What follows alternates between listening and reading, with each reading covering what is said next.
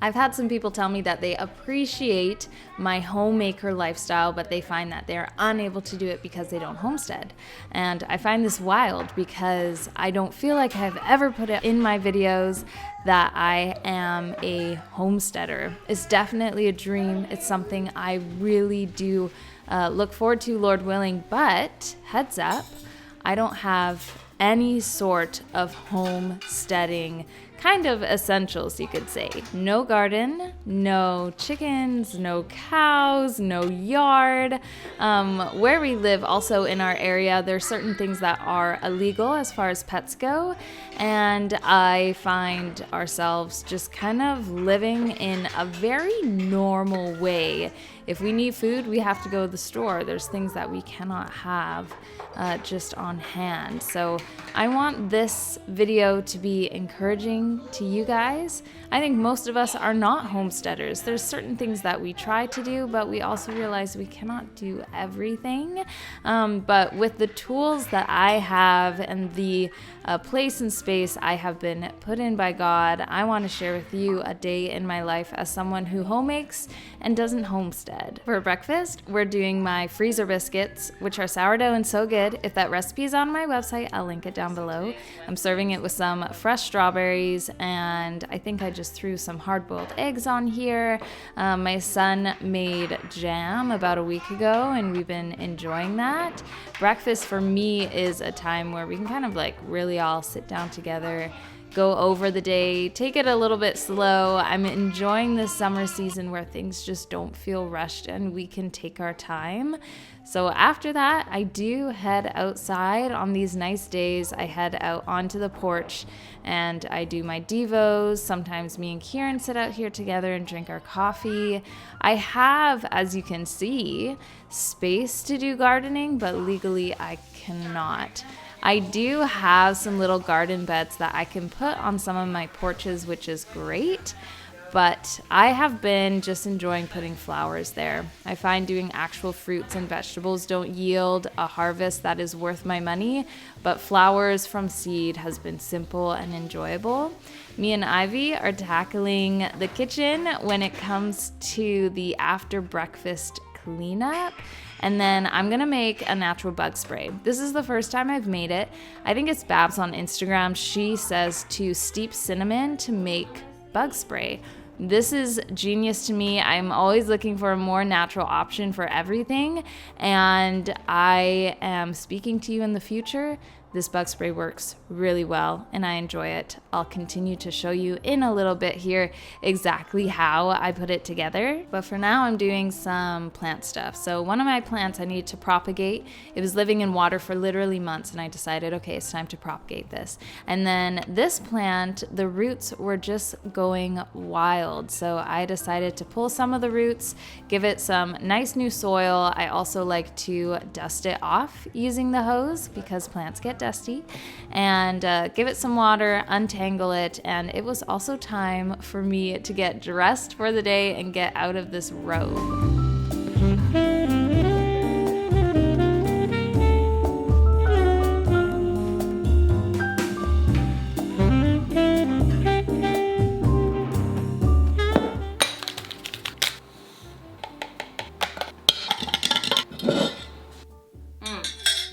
Thank you to Element for sponsoring this portion of today's video. Both me and my husband enjoy having our Element every single day for multiple reasons. The first one, it's super delicious. There's a lot of flavors to choose from. With this warm weather, we've been enjoying their sparkling drinks as well as just their normal drink mix you can put into cold water. But sometimes in the evening, I still enjoy their hot drink mixes. The chocolate caramel has been my favorite recently. So yes, it's not only tasty, lots of variety, but we also enjoy how yummy and simple it is to replenish our lost electrolytes. I love that it aids me in hormonal irregularity, muscle cramping, headaches. It's just so good.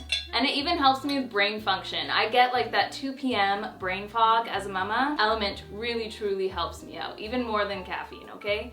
That's how much this helps me out. Element has a science-backed electrolyte ratio. That means you're gonna have a lot of salt and no sugar. All of the good stuff, none of the bad. This all comes together to create your perfect electrolyte drink. Element was basically made for everyone. If you're trying to follow a diet such as paleo or low carb, this is something that is gonna suit you very well. I used to not have electrolytes because I thought electrolytes were for like the ultimate people, like the military or Olympians, NBA people, you know what I mean. But that's just not true. You can be your average Joe mama and still need your electrolytes to be fueled and replenished. When you sweat, the main electrolyte you lose is sodium, and you're a mama and you're probably sweating, so you need to replenish those lost electrolytes. It's time for you to try Element, and I have the link down below to get 8 free sample packs for you to try different Element flavors or to share with a friend. So check out the link down below or go to drinklmnt.com/Sarah Therese. That offer is only good through that link, which is drinklmnt.com/Sarah Therese. This is your sign. Replenish those lost electrolytes. If you're curious where we get our produce from, it's either from local markets in the summertime. Farmers markets are really great. Also, honestly, just Costco, Superstore. It's convenient, it's easy. I do like having nice produce, so I'm a little bit picky where I shop for certain produce at certain places. But this is leftover cabbage that we had last week for our cabbage sesame salad. Last week's video was an entire week of poor man meals where I featured this cabbage, and this is me using it up. I am making sauerkraut. If you didn't see my poor man meals video, I have it linked down below if you need some affordable meal ideas. So I have my cabbage all sliced up. I am mixing green and red cabbage here. For about every 1,000 grams of cabbage, I do 2 teaspoons of sea salt. This is just the easiest way for me to make sauerkraut. It's really quick, and with these warmer temperatures, I also find that it ferments quite rapidly than when I do this in the winter. So I'm adding it to a steel pot. I'm gonna mix it around, mash it up, and then let it set for a bit on the counter.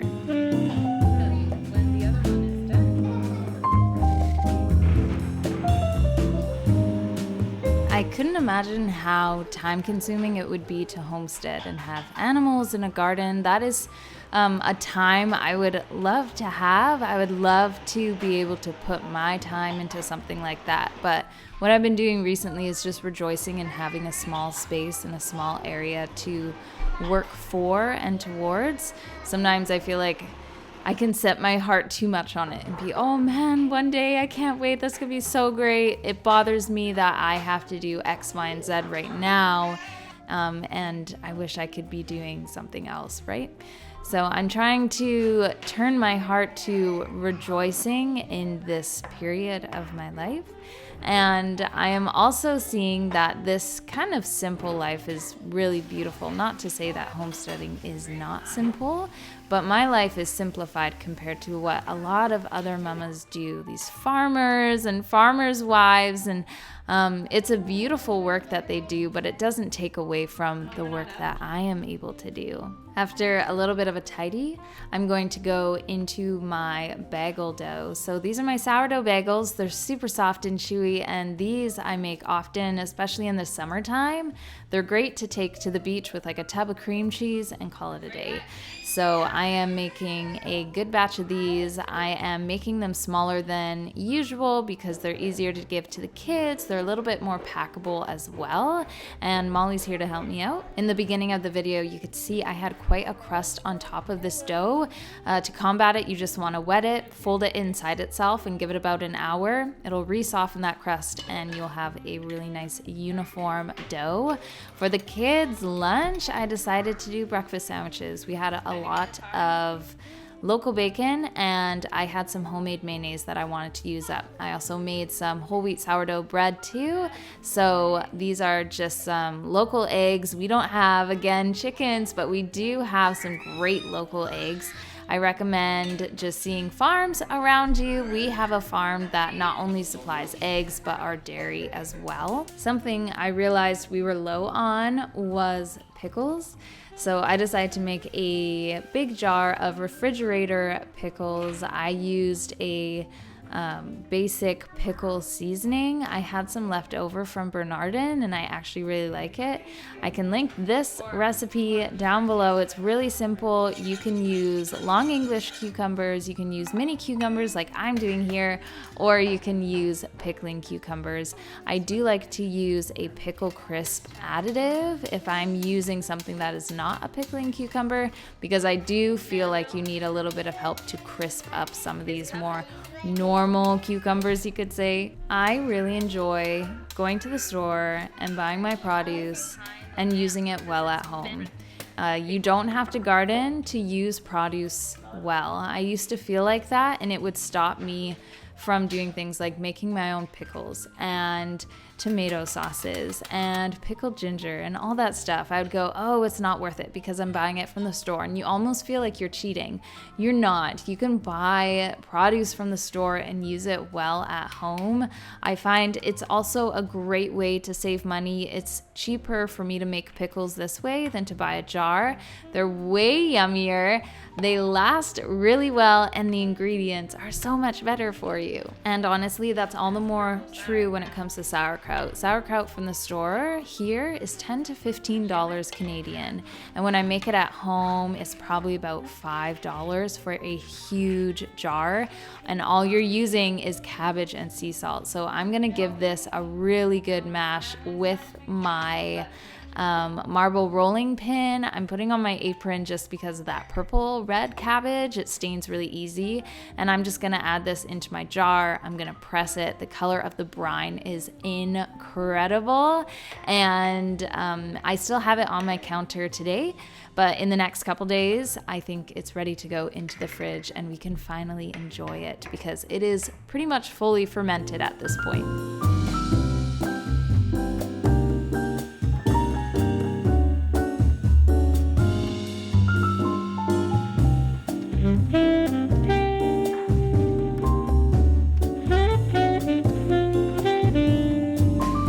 Something really cool about just being a homemaker and not a homesteader is that our hands are not shortened based on our circumstances.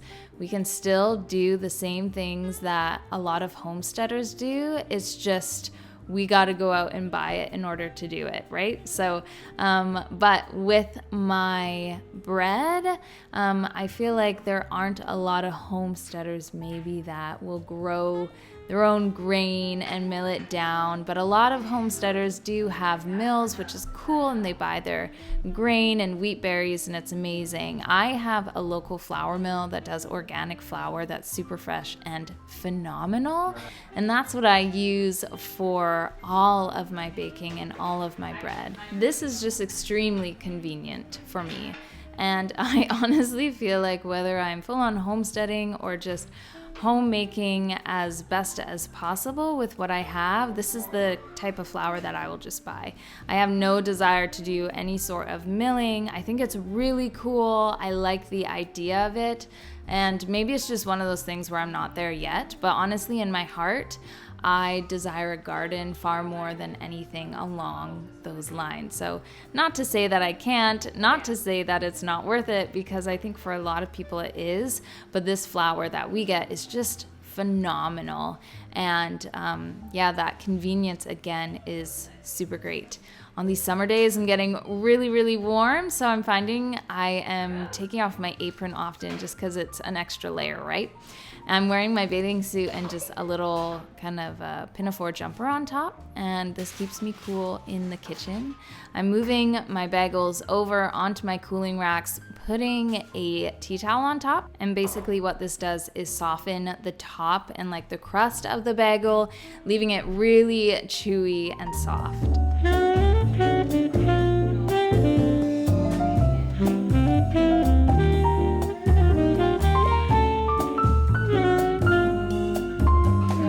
Sourdough ginger molasses cookies. These are really good. They're not on the website right now because I'm still kind of figuring out this recipe.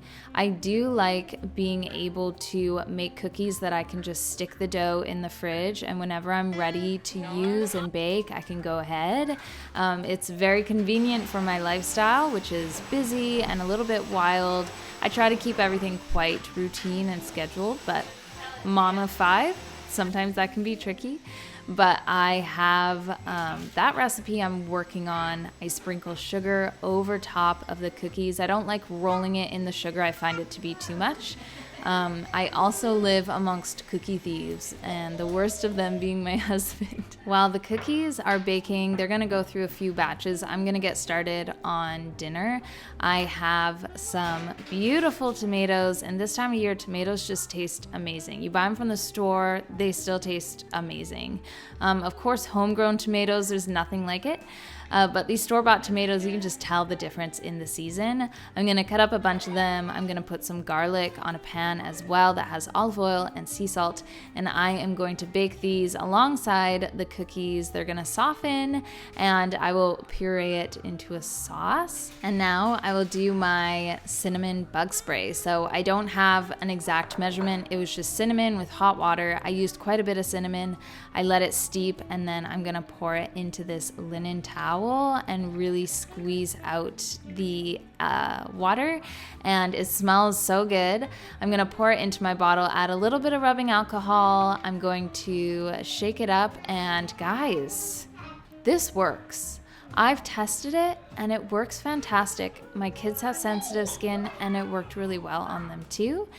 So 10 out of 10. I really, really enjoy that so far, and we'll be making it through the summer.